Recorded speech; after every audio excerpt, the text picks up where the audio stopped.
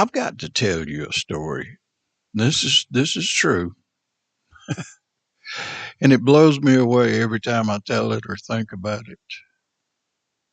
In 2006, Vicky and I were knee deep into an organization that we had created called Love the Children Ministries.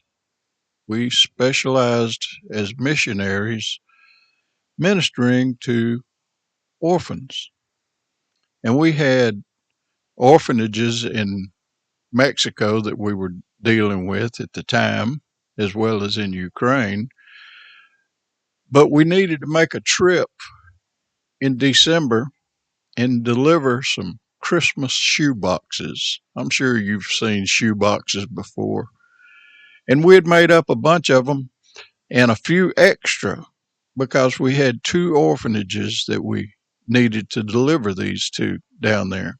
And we had some extra supplies as well. Well, Vicky had to stay home for this one, and I loaded up everything in the back of my pickup truck and drove from here in central Alabama all the way down to Piedras Negras, Mexico. I met up with our missionary friend down there, Don, and he was our host, and we always stayed at his house. Well, Don had something to come up, and he couldn't escort me around to the orphanages, and I needed him because he was also my interpreter because my Spanish was just horrible at the time. So he called up a friend named John, and John met me there that morning, the next morning, and we were going to go to the orphanages and distribute the shoe boxes. And Don didn't tell me much about John. He said, but you'll like him. He's an interesting guy. And I think you'll find some things in common. And we did. We did. John's believably just a wonderful guy. And he had an orphanage of his own. And it was just in his house. And at the time, he had 8 children there. And so we set out and we went to the first orphanage and we gave out the shoe boxes and counted them out, one for each child there, and gave them some extra supplies that we had. And then we went down to the Catholic orphanage. Well, the Catholic orphanage was like a 30-mile trip. It was down in another city lower down into Mexico. And on the way down, I got to talking to John and found out that he had 8 children at his house. And I really, I really felt bad because I wanted to provide his kids with a shoebox also. But he said, don't worry about it. He said, God takes care of us. He takes care of me and the kids. And so we rode down there and we knocked on the door to the Catholic orphanage. One of the sisters came to the door and he asked her, he said, how many children do you have? And so she told us. We went back to the truck and counted out the number of shoe boxes that we needed for those children. And there were like there was either 3 or 4 shoe boxes left.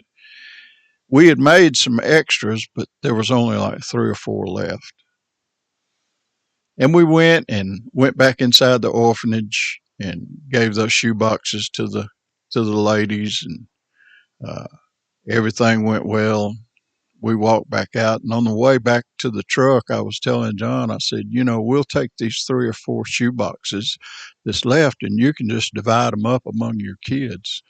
He said, that'll be great. He said, one can get this and the other one can get that. And we were talking about it and drove back up the 30 miles and dropped him off at Don's house and reached over there in the back to get those 3 or 4 shoe boxes out. And there were 8. There was a shoe box there for every one of his kids. And we both just looked at each other and started grinning because we had witnessed a physical miracle. And I know that you can say, well, Mike, y'all just miscounted. No, there was two of us. And we counted and we counted, and we could not have made a mistake like that. And I thought I would share that with you that, God is always going to find a way. And like John said, he said, God will always take care of me and my kids. Well, let me tell you what, God is never taken by surprise. He knew and he created out of nothing 4 extra shoe boxes.